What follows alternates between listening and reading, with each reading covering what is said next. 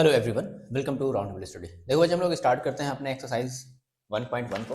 इस एक्सरसाइज में जनरली हम लोग ये भी देखेंगे जो आपकी नई बुक है, नई बुक में कौन सी क्वेश्चंस हैं, प्लस साथ ही साथ जो हमारी एनसीईआरटी की जो ओल्ड बुक है हम लोग उनके भी क्वेश्चन को लगाने की कोशिश करेंगे, क्योंकि ये ज़रूरी है। आर एस अग्रवाल में या फिर आप अगर आर डी शर्मा की अगर आप बुक को लगाओगे तो उसमें आपको अलग वैरायटी की भी क्वेश्चन देखने को मिलते हैं, इसलिए ज़रूरी है ना।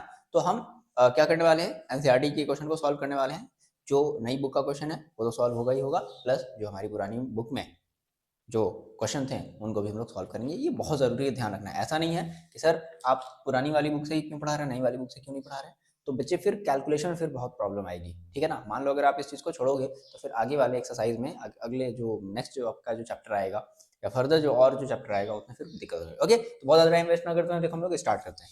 हम लोग बात करते हैं अपने पहले क्वेश्चन की, ठीक है ना। हम आपको ये बताते चलेंगे कि हमारे ये जो क्वेश्चन है वो पुरानी बुक में है और नई बुक में कौन सा क्वेश्चन है। तो हम जो क्वेश्चन में फर्स्ट यानी कि देख लो, एक बार एक मिनट जरा मेरी बात समझ लो। जैसे देखो जो क्वेश्चन नंबर 1, 2, ठीक है, 3 और 4, ठीक है।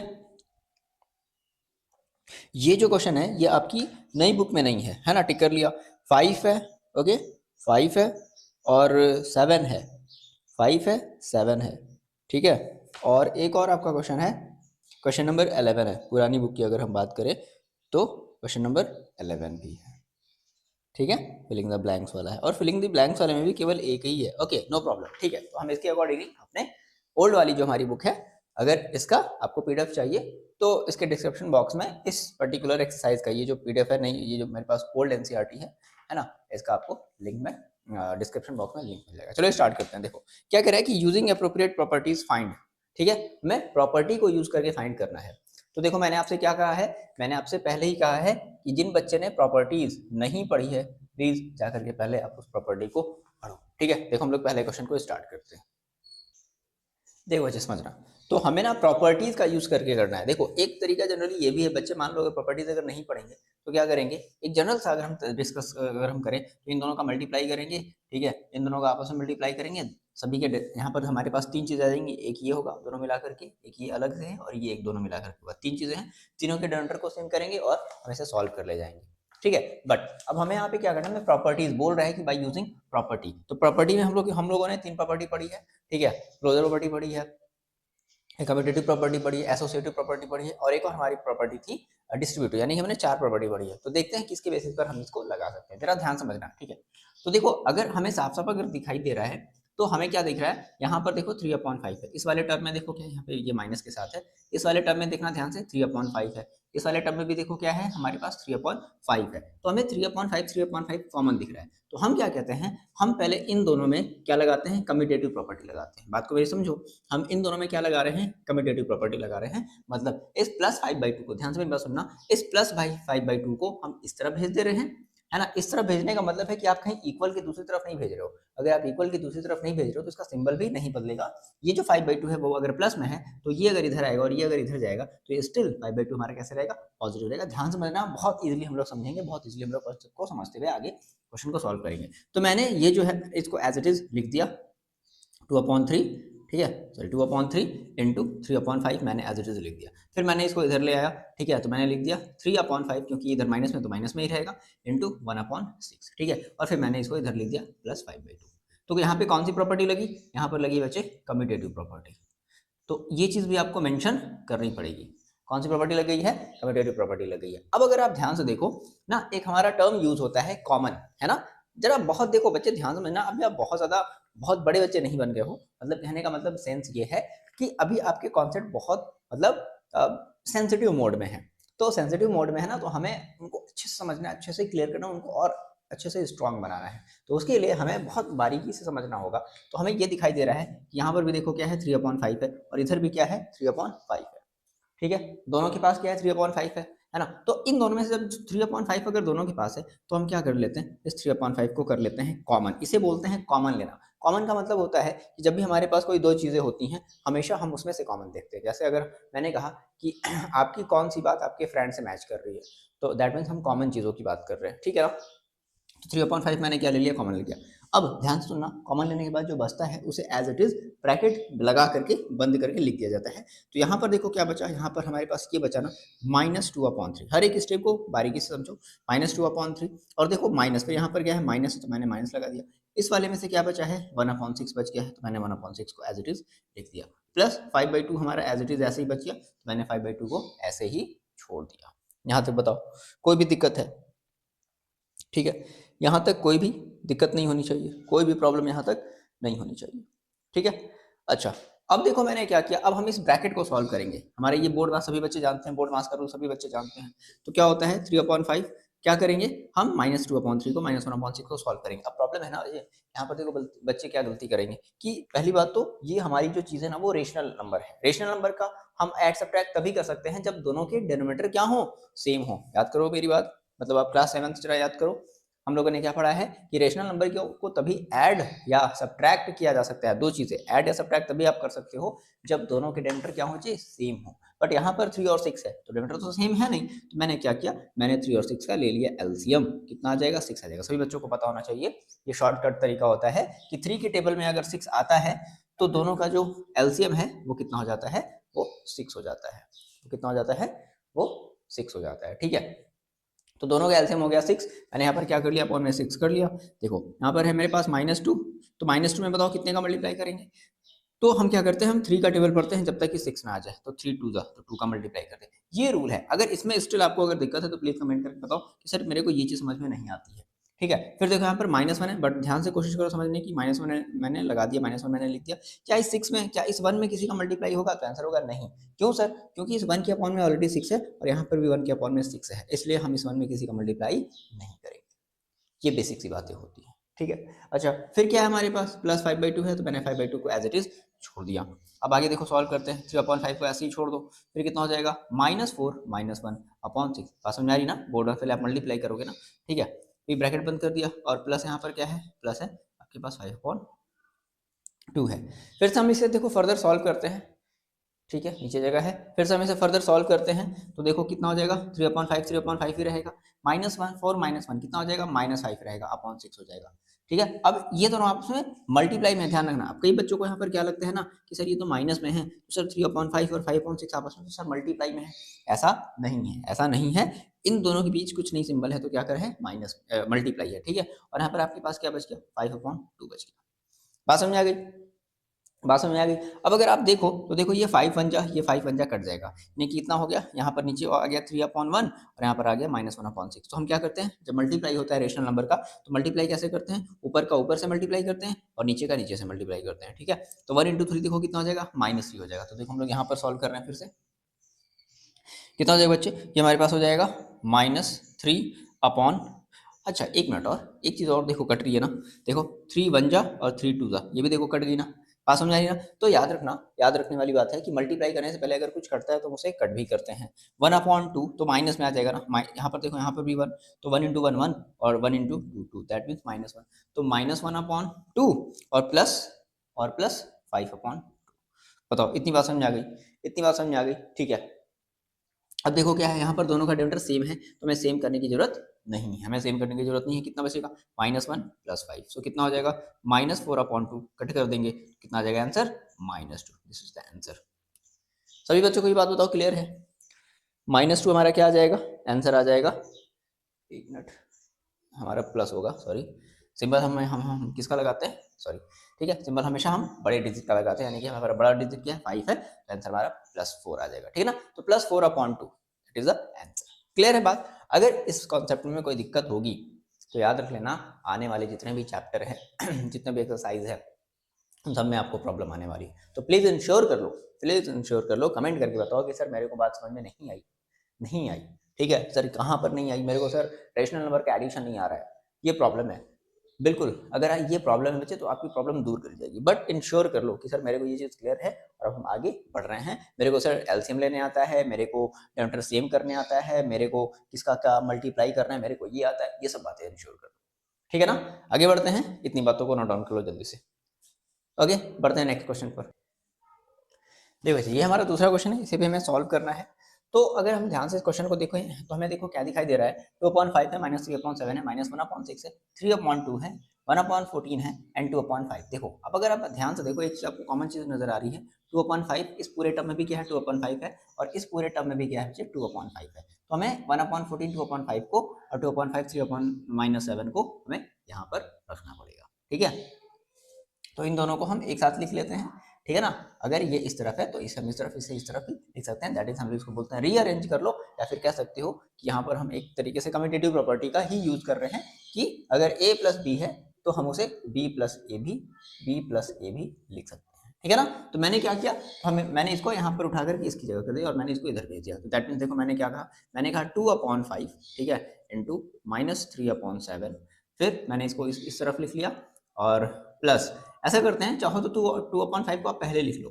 ठीक है, 2/5 इंटू 1/14 इसे हम लोग क्या बोलेंगे, मैंने इसमें भी क्या लगा दी, कम्यूटेटिव प्रॉपर्टी लगा दी, और मैंने -1/6 इंटू 3/2 को अकेला छोड़ दिया। तो यहाँ पर मैंने कौन सी प्रॉपर्टी लगाई है, यहाँ पे मैंने रीअरेंज भी किया है, रीअरेंजिंग मैंने किया है, एंड और क्या लगाई है मैंने, कम्यूटेटिव प्रॉपर्टी लगाई है। ठीक है, ये बात आपको पूरी लिखनी है, कम्यूटेटिव प्रॉपर्टी मैंने लगाई है। अब अगर आप ध्यान से देखो तो 2/5 देखो यहाँ भी आपको दिखाई दे रहा है, 2/5 यहाँ भी दिखाई दे रहा है ना। अच्छा, पिछले वाले क्वेश्चन में हमने एक चीज मिस कर दी, जब मैंने 2/5 कॉमन लिया था तो मैंने वो कौन सी प्रॉपर्टी लगाई थी, मैंने लगाई थी डिस्ट्रीब्यूटिव प्रॉपर्टी। ठीक है ना, क्या लगाई थी, डिस्ट्रीब्यूटिव। तो यहाँ से हमें क्या दिखाई दे रहा है, यहाँ से हमें 2/5 दिखाई दे रहा है कॉमन। क्या बचेगा, देखो मैंने क्या बताया कैसे लेते हैं, -3/7 जो बचा उसे कैसे लिखते हैं, और यहाँ पर प्लस है तो प्लस लगाओगे, और यहाँ से आपने 2/5 कॉमन ले लिया है तो क्या बचेगा 1/14। ठीक है, माइनस देखो अगर ये कुछ कट हो रहा है तो आप इसे कट करो। ठीक है ना, 3 2 जा, और यानी कि क्या बचेगा 1/2 इंटू 2 कितना हो जाएगा 1/4। यहाँ पर मैंने ये कौन सी प्रॉपर्टी लगा दी, ये मैंने लगाई है डिस्ट्रीब्यूटिव प्रॉपर्टी। याद करो ये कौन सी प्रॉपर्टी है, डिस्ट्रीब्यूटिव प्रॉपर्टी। डिस्ट्रीब्यूटिव प्रॉपर्टी यहाँ पर लगाई है। देखो समझना, जब हम फर्दर क्लासेस में जब चले जाएंगे, जब आगे की जब क्लासेस में चले जाएंगे तो इन प्रॉपर्टी को लिखने का कोई मतलब नहीं होता है, लेकिन यहाँ पर अभी आप पर्टिकुलर इस प्रॉपर्टी के बारे में पढ़ रहे हो, सीख रहे हो, तो आपको ये चीज़ भी लिख करके दिखाना पड़ेगा कि हाँ सर देखो यहाँ पर डिस्ट्रीब्यूटिव प्रॉपर्टी लगी है। अब अगर ये चीज़ अगर आप नहीं करोगे ना तो ट्रस्ट करना, क्लास आप ऐसे ही बच्चे देखोगे क्लास 9th में, क्लास 10th में आप ऐसे ही बच्चों को देखोगे जिनको सब चीज़ें आती नहीं है। तो प्लीज़ ये जो प्रोसेस है पढ़ने का, क्वेश्चन को सॉल्व करने का, इस प्रोसेस पर बच्चे ट्रस्ट करो। ठीक है, यहाँ तक बात समझ आ रही है। अब देखो मैंने यहाँ पर जब डिस्ट्रीब्यूटिव पैनल लिख दिया, अब देखो क्या करेंगे हम 7 और 14 का बोर्ड मास रूल के अकॉर्डिंग हम पहले ब्रैकेट को सॉल्व करेंगे। मैंने 2/5 को एज इट इज लिख दिया क्योंकि अभी हमें से कुछ लेना देना नहीं है। अब मैंने 7/14 का एलसीएम लिया, मैंने कहा 7 के बदले 14 आ जाता है, यस, तो 14 इसका क्या हो जाएगा, एलसीएम हो जाएगा। अब मान लो जिन बच्चों को समझ में नहीं आ रहा है वो सीधे ऐसे कर सकते हैं, ये वाली चीज़ याद आ गई, याद आ गई, याद आ गई। ठीक है, ये वाली चीज़ से करके देख लो, तो भी इस केस में आपको क्या मिलेगा, एलसीएम 14 ही मिलेगा। तो यहाँ पर है -3, क्या सर इस -3 में हमें किसी का मल्टीप्लाई करना है, बिल्कुल करना है, किसका, तो इस -3 के अपॉन में अभी क्या है 7 है, लेकिन इस -3 के अपॉन में क्या हो गया 14 हो गया, तो 7 से 14 कितनी बार में आया, 2 टाइम आया, इसलिए ऊपर भी आप 2 का मल्टीप्लाई कर दोगे। बस क्लियर है। प्लस 1 है, क्या सर इस 1 में किसी का मल्टीप्लाई करेंगे, नहीं, क्यों, क्योंकि इस 1 के अपॉन में भी 14 है और इस 1 के अपॉन में भी 14 है, ये तरीका होता है। ठीक है, -1/4 हो जाएगा, बात समझ आ रही है। फिर देखो सॉल्व कर लेते हैं फर्दर, 2/5 हो जाएगा -6 प्लस 1/14, -1/4 हो जाएगा। क्लियर बात। फिर देखो 2/5 माइनस, देखो -6 और +1 कितना हो जाएगा, -5/14 हो जाएगा, माइनस का 1/4 हो जाएगा। ये देखो 5 से 5 कैंसिल आउट हो गया। ठीक है, ये 2 1 जा 2 7 जा, यानी कि कितना आ गया ऊपर देखो इस 1 का 5 के साथ मल्टीप्लाई, -5 सॉरी -1 क्योंकि यहाँ पर भी कुछ नहीं बचा, तो कितना बचा 1 बचा ना, तो 1 और नीचे देखो कितना हो जाएगा 2 7 जा 14। ठीक है, नीचे कितना हो जाएगा 7 हो जाएगा, तो -1/7, फिर कितना बचेगा -1/4 बच जाएगा। बात समझ आ गई। फिर देखो 7 और 4 का फिर से हम एलसीएम ले लेते हैं, कितना आ जाएगा 28। मैंने क्या कहा कि ना तो 7 के टेबल में 4 आता है, ना 4 के 7 में ये ना तो 4 के 7 में 7 आता है, इसलिए हम क्या करेंगे एलसीएम लेने के लिए 7 और 4 का क्या कर लेंगे, एलसीएम ले लेंगे। दैट मीन्स आप चाहो तो ऐसे भी कर सकते हो, 7 और 4 आप चेक कर लो, इस केस में आपको क्या मिलेगा, 7 से ले जाओ, 7 1 जा, ये 4 तो नहीं जाएगा, फिर 2 से ले जाओ, फिर 2 से ले जाओ, ठीक है ना, 2 4 4 4 7 जा 28। ओके, तो -1 सर सवाल है क्या इस माइनस में किसका मल्टीप्लाई होगा, बिल्कुल होगा। कैसे पता सर, अपॉन में कितना है 7 है, तो यहाँ पर तो -1 के अपॉन में 7 है, लेकिन यहाँ पर -1 के अपॉन में क्या हो गया 28 आ गया, तो बात गड़बड़ है। अगर 28 आ गया तो सोचो 7 से 28 लाने में कितने का मल्टीप्लाई किया, क्या हो गया 4 का, इसलिए आपको यहाँ पे 4 का मल्टीप्लाई करना पड़ेगा। इसी तरीके से क्या सर यहाँ पे जब मैंने -1 लिखा, ये वाला -1, ये वाला 1 कहाँ से आ गया, ये वाला है, ठीक है। सर इस वाले 1 में कितने का मल्टीप्लाई करेंगे, तो हम लोग 7 का मल्टीप्लाई करेंगे। कैसे सर, कैसे पता चला, देखो अभी इस 1 के अपॉन में क्या है 4 है, लेकिन इस 1 के अपॉन में आपने क्या कर दिया 28 कर दिया, दैट मीन्स 4 से 28 कैसे हो गया, तो आपने 7 का मल्टीप्लाई किया होगा है ना, इस वजह से। तो कितना हो जाएगा -4 -7 upon 28, so that is minus का 11 upon 28। This is the answer. बात समझ में आ रही है, ये आपका आंसर है -11 अपॉन 28। क्लियर बात, okay. Moving on next question. But इतना इंश्योर कर लो कि अगर आपको कहीं भी दिक्कत है, कहीं भी प्रॉब्लम है, तो आप मेरे से पूछो, ठीक है। कमेंट करो, नंबर पर पूछो, चाहे जैसे पूछ सकते हो। अगर आप मेरे ग्रुप में जुड़े हो तो फिर से मेरे से ग्रुप पर मैसेज करो, चाहे जैसे भी हो, लेकिन पूछो जरूर, है ना। ये सब बातें आपको क्लियर होनी चाहिए। Okay, moving on next question. देखो जी, हमारा जो दूसरा question, right the additive inverse of each of the following. Additive inverse बोल रहा है। एडिटिव इनवर्स माने कि जो बस किसी भी नंबर का नेगेटिव, याद रखना मेरी बात। एडिटिव इनवर्स का मतलब होता है नेगेटिव ऑफ ए नंबर।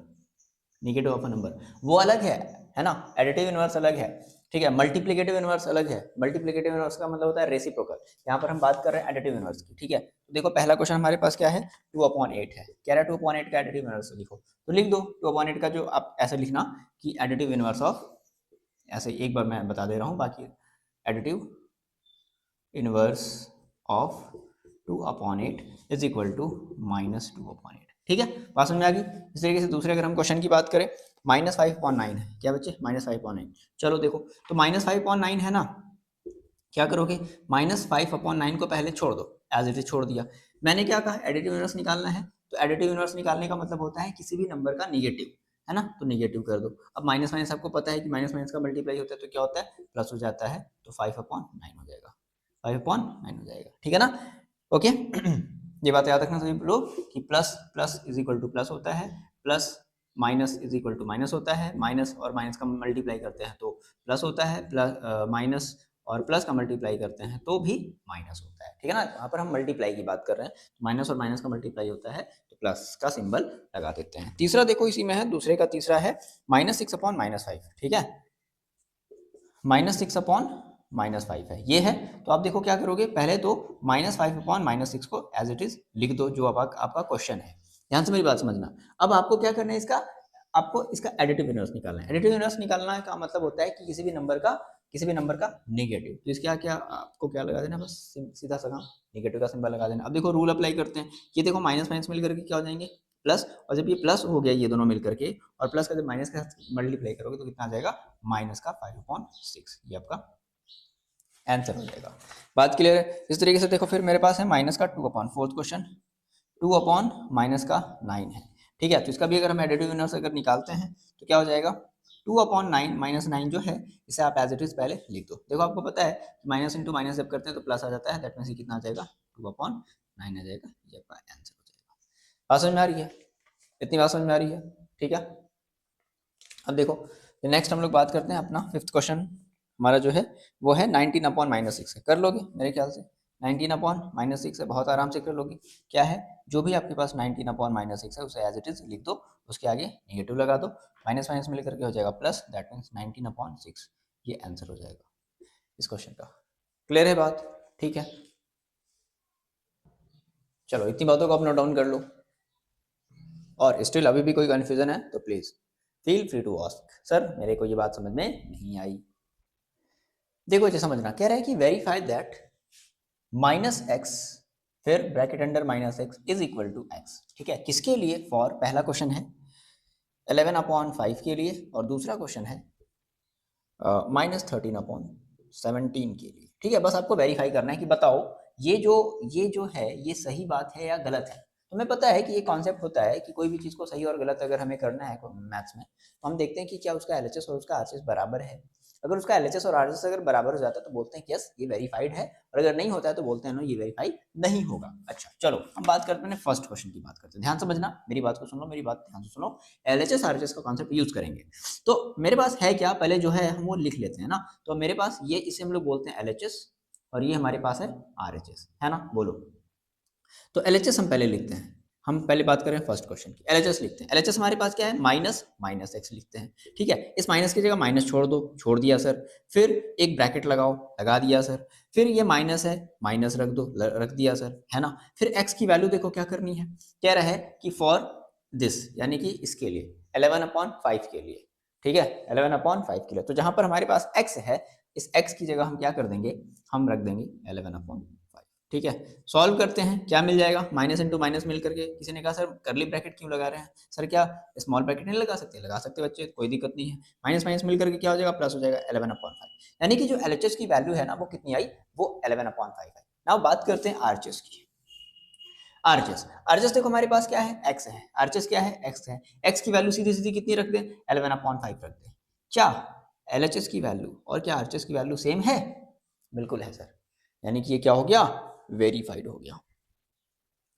बात समझ में आ गई, बताओ कोई भी दिक्कत, बात समझ में आ गई, ठीक है ना। तो क्या लिखेंगे कि since LHS is equal to RHS, it's verified, it's verified, ठीक है। प्लीज वीडियो को पॉज करो और इसका दूसरा वाला जो क्वेश्चन है ये वाला लगाने की कोशिश करो प्लीज, ठीक है। लगा लिया, देखो वीडियो को पॉज करके कोशिश करो लगाने की। दूसरा हमारा क्वेश्चन है, क्या है, माइनस का 13/17 के लिए हम लोग लेते हैं। चलो हम पहले एलएचएस रखते हैं। एलएचएस क्या है हमारे पास, माइनस माइनस एक्स, ठीक है।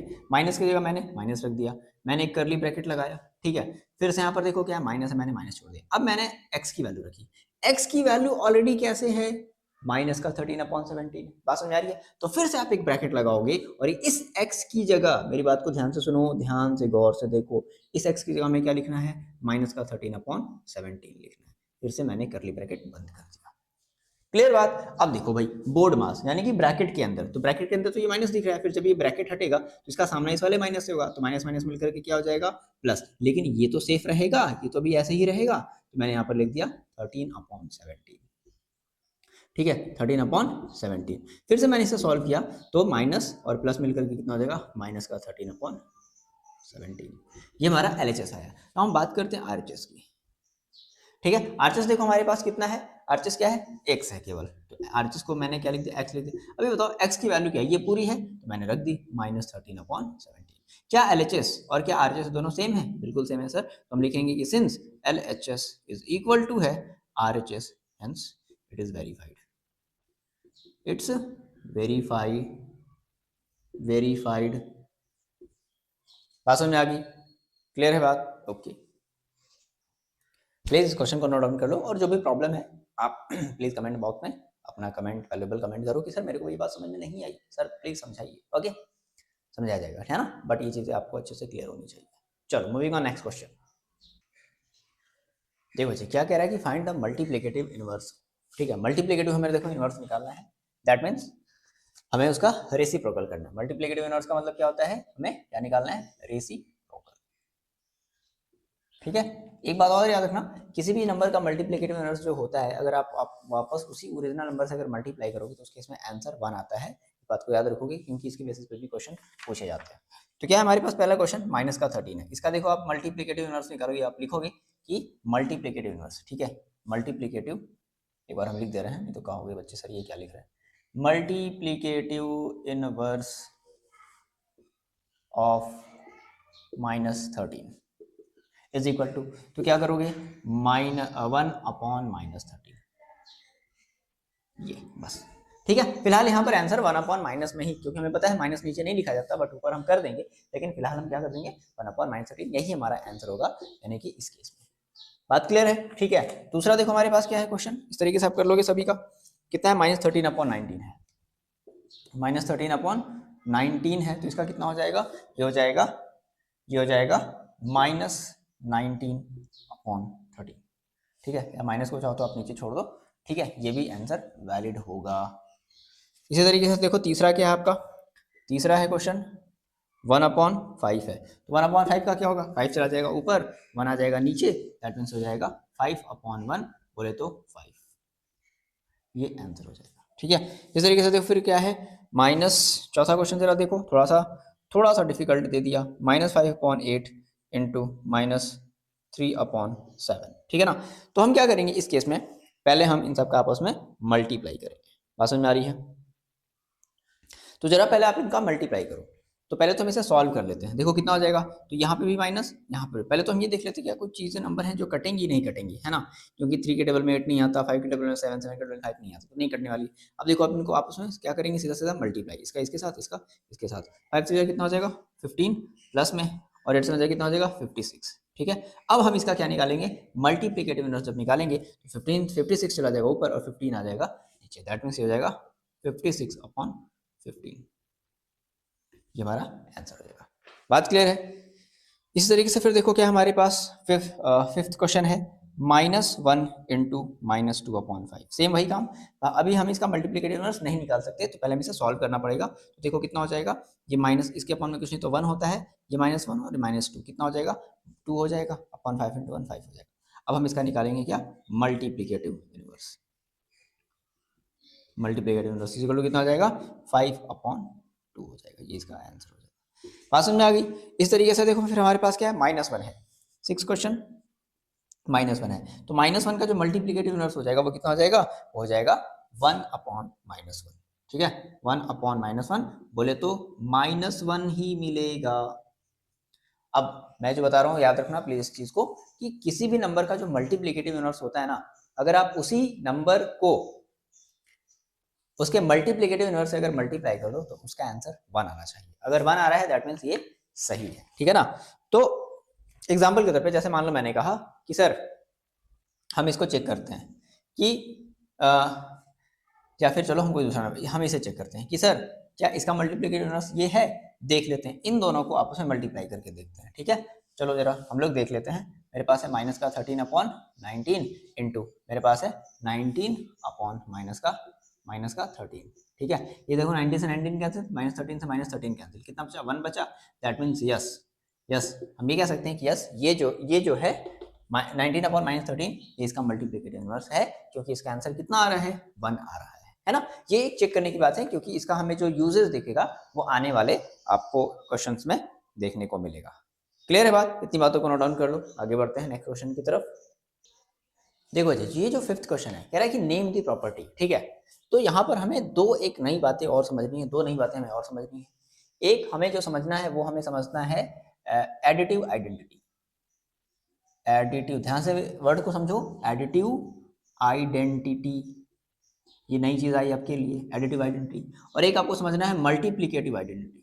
मल्टीप्लिकेटिव आइडेंटिटी, 2 चीज समझनी है, आइडेंटिटी, 2 चीजें हमें समझनी है, एडिटिव आइडेंटिटी और मल्टीप्लिकेटिव आइडेंटिटी। ठीक है, अब ये है क्या चीज भाई?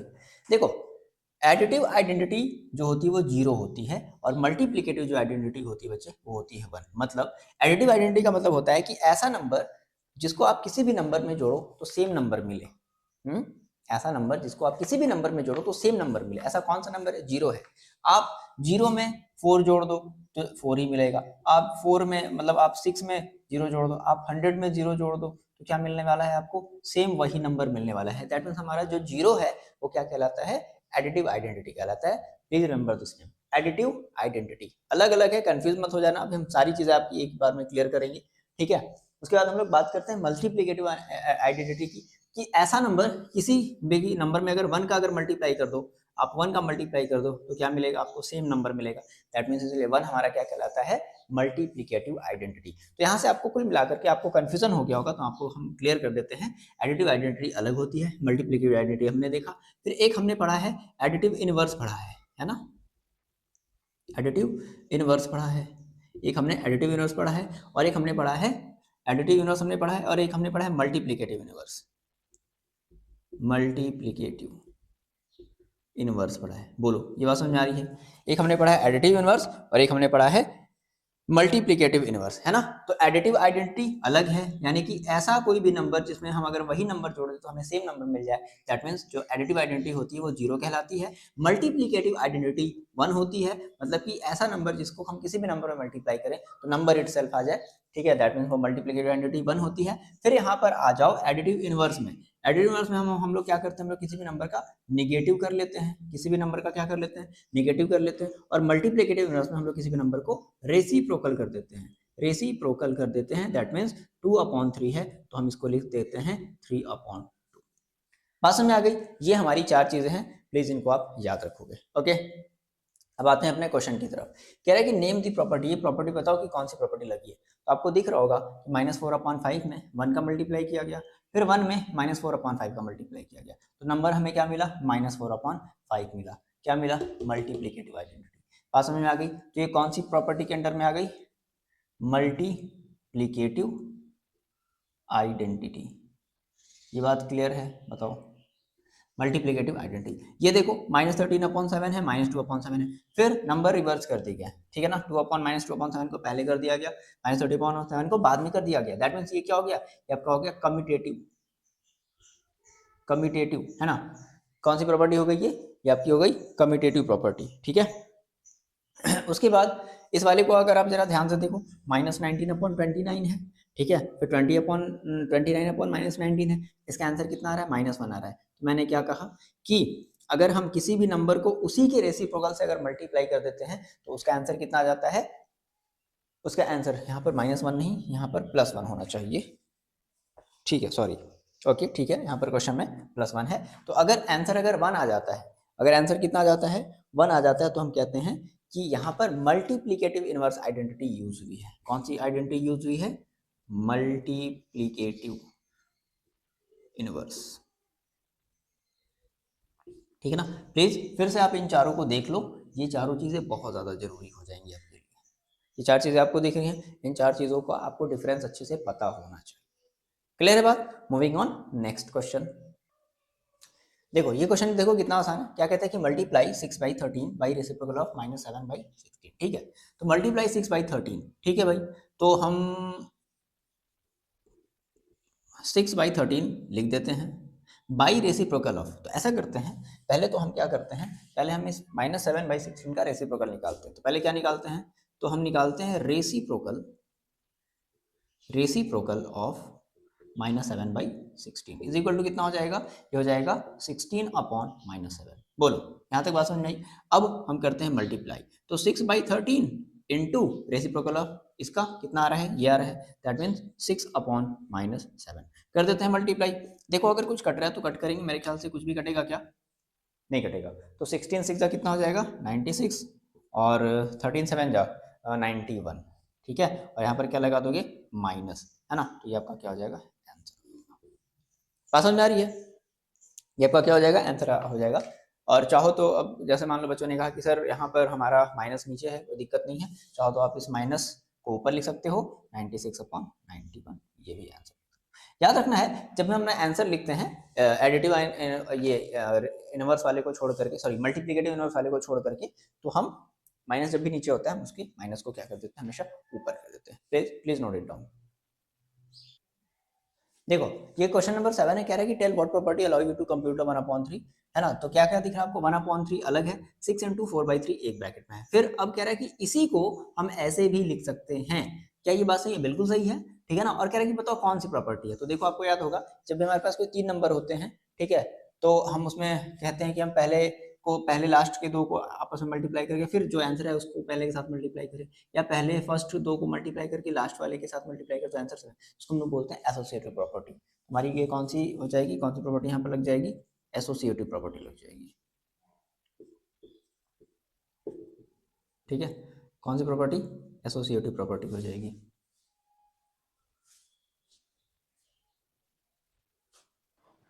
देखो तो ये हमारे पास क्वेश्चन है, कह रहा है कि is 8/9 is the multiplicative inverse of -1 whole 1/8, why, अगर है तो क्यों, और नहीं है तो क्यों नहीं। आपको दोनों आंसर बताना है। अब यहाँ पर आपको वो कॉन्सेप्ट यूज करना पड़ेगा। याद आया मैंने क्या कहा था, कि किसी भी नंबर को आप उसके अगर मल्टीप्लिकेटिव इनवर्स से, यानी कि उसके रेसिप्रोकल से अगर मल्टीप्लाई करो, अगर आंसर 1 आता है तो दैट मीन्स, ठीक है। तो यहाँ पर हम वही कॉन्सेप्ट, तो हम पहले जरा चेक करते हैं। देखो ऐसा करते हैं, हमारे पास is 8/9 is the multiplicative inverse of -1/8। क्या -1 होल 1/8 का मल्टीप्लिकेटिव इनवर्स जो है क्या 8/9 है। तो पहले तो इसको हम पहले क्या करते हैं, ये हमें इसका मल्टीप्लिकेटिव इनवर्स निकालना है, ये शो करना है, ठीक है। तो तो हम पहले इसको तो मिक्स फ्रैक्शन को बदलेंगे किसमें, अपने इम्प्रॉपर में। तो देख लो बदल लेते हैं, -1 होल 1/8 है, क्या हो जाएगा ये 8 बन जा 8 -8 + 1/8 कितना आ जाएगा, ये आ जाएगा -7/8। बोलो कितना आ गया, कितना आ गया, -7/8 आ गया, है ना। माइनस, इसको चाहो तो हम यहाँ पर छोड़ देंगे, तो हमारे पास इसको हमें माइनस को बाहर रखना पड़ेगा, ठीक है, ध्यान रखना बच्चे क्या गलती करेंगे, इस माइनस को आप बाहर रखोगे तो ये आपके पास आएगा माइनस, हो जाएगा 8 + 1, ऐसे आप करोगे, ध्यान रखोगे इस बात का, ठीक है। ये कितना हो जाएगा -9/8 आ। तो हमें क्या दिखा कि 9/8 आ गया, ठीक है। अब अगर हम इसका मल्टीप्लिकेटिव अगर हम इनवर्स निकालें, और बाहर क्या है माइनस है, बाहर क्या है माइनस है, तो अगर हम इसका मल्टीप्लिकेटिव इनवर्स अगर निकालें, now multiplicative inverse, multiplicative inverse of, या तो ये बोलो, ये पूरा बोलो, या फिर ये बोलो, बात बराबर है, ठीक है।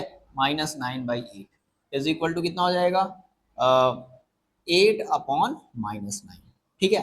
तो क्या इसका इसका मल्टीप्लिकेटिव इनवर्स ये आ रहा है, नहीं, ये प्लस में है, ये माइनस में है, तो गलत है ना।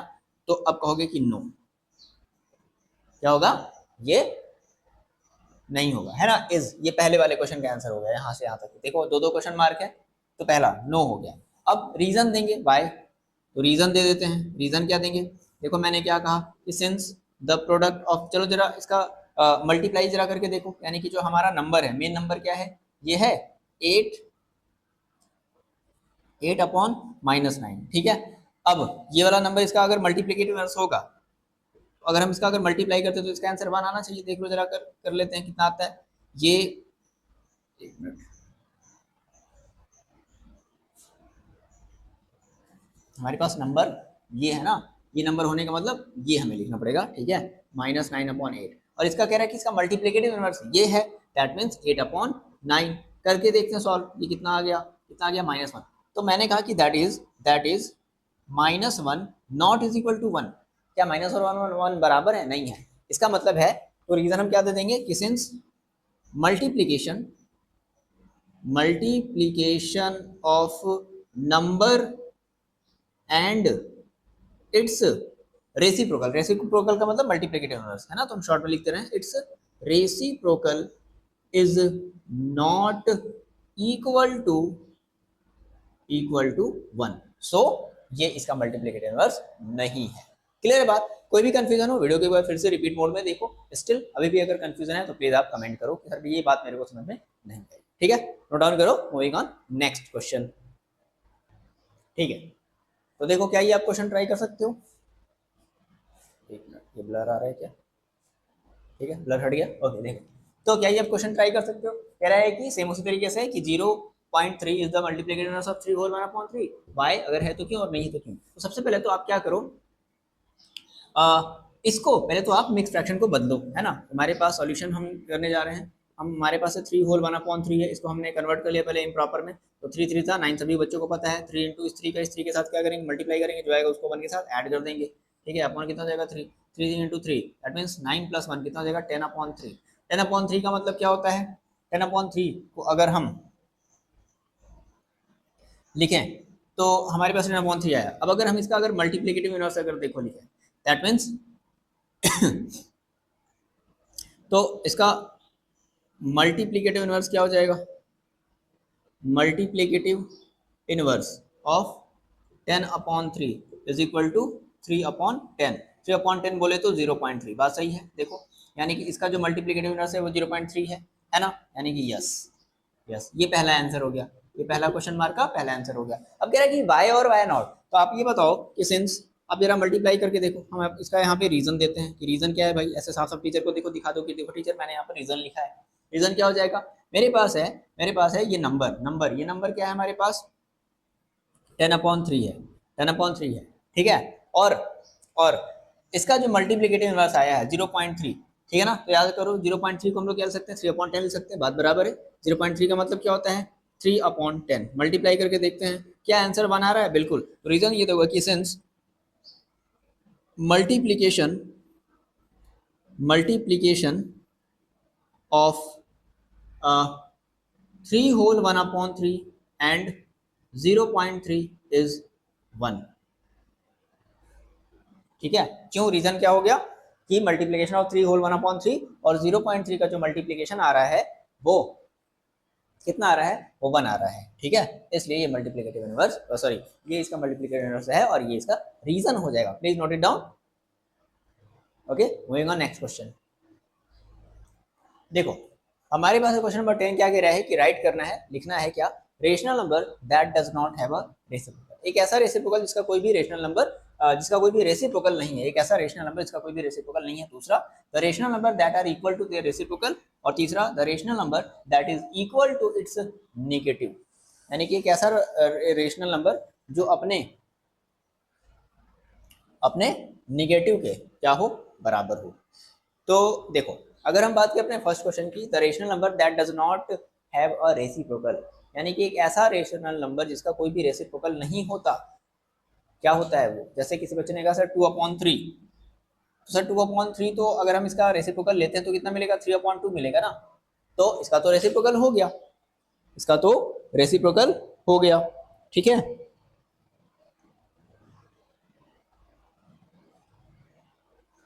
ओके। तो कौन सा नहीं होता, rational number that does not have a reciprocal. तो ऐसा कौन सा नंबर है जिसका कोई भी रेसिप्रोकल नहीं होता, तो जीरो।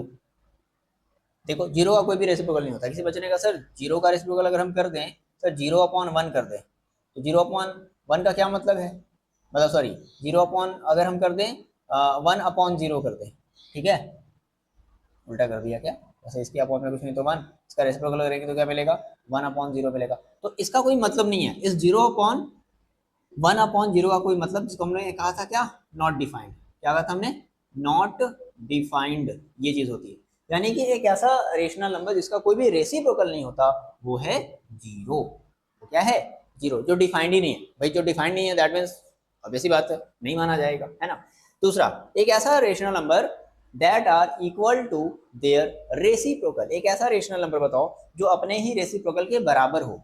गेस करो, एक ऐसा रेशनल नंबर जो अपने रेसिप्रोकल के बराबर हो, तो 1 एंड -1 है कि नहीं, बताओ। ठीक है, अगला देखो, गेस करो जरा, the rational number that is equal to its negative. एक ऐसा रेशनल नंबर जिसका आप नेगेटिव कर दो बट स्टिल वो सेम नंबर रहेगा। तो ऐसा सर क्या नंबर ले ले, जीरो। देखो जीरो को अगर आप नेगेटिव करोगे तो -0 करोगे, -0 का मतलब क्या होता है, zero is neither negative nor positive, याद आया। ठीक है, यानी कि ऐसा रेशनल नंबर जो अपने जीरो के बराबर हो, जो सॉरी जो अपने निगेटिव के बराबर हो, वो रेशनल नंबर कौन है, जीरो। याद रखना, सबसे पहली बात बच्चों को याद रखनी है कि यहाँ पर हमारा जीरो, स्टिल जीरो हमारा क्या है, जीरो एक रेशनल नंबर है, इसलिए हमने ये सब सारी बातें जीरो के रिलेटेड में करें। Okay, moving on, last question, question number 11। देखो ध्यान से क्लियर करते हैं इन सब चीजों को। क्वेश्चन नंबर 11 देखो क्या कह रहा है कि filling the blanks, zero has the dash reciprocal. तो जीरो के कितने रेसिप्रोकल है भाई, तो जीरो के कोई भी रेसिप्रोकल है क्या, कोई रेसिप्रोकल नहीं, तो क्या कहेंगे कि जीरो हैज नो रेसिप्रोकल। ठीक है, the numbers dash and dash are their own, अभी जस्ट थोड़ी देर पहले ही करा क्या, 1 and -1 are their own reciprocal. The reciprocal of -5 is कितना हो जाएगा, 1/-5 हो जाएगा। ठीक है, अगला है द रेसिप्रोकल ऑफ 1/x, कितना हो जाएगा, x हो जाएगा। Okay, the product of two rational number is always, the product of two rational number is always, अगर हम किसी दो रेशनल नंबर का अगर हम प्रोडक्ट करते हैं तो उसका हमें जो प्रोडक्ट मिलता है वो still always a rational number, वो ऑलवेज अ रेशनल नंबर। क्या आप ये बता सकते हो ये कौन सी प्रॉपर्टी से हो रहा है, कमेंट में जरा करके बताओ। Always a rational number. ठीक है, आप जरा कमेंट में बताओ कि सर ये जो प्रॉपर्टी लगा रहे हो आप वो कौन सी प्रॉपर्टी है, कमेंट करके बताओ। ठीक है ना, the reciprocal of a positive rational number is, reciprocal of positive, अगर हम किसी पॉजिटिव रेशनल नंबर का अगर हम रेसिप्रोकल करते हैं तो हमें आंसर उसका क्या मिलेगा, हमेशा एक पॉजिटिव मिलेगा। ओके, दैट्स इट, क्लियर बात। ये हमारा सा एक्सरसाइज 1.1, आई होप ये बात आपको समझ में आई होगी। स्टिल अगर आपको कोई कंफ्यूजन है तो please feel free to ask in comment box. Clear है, चलो पढ़ाई करते रहो, अपना ख्याल रखो।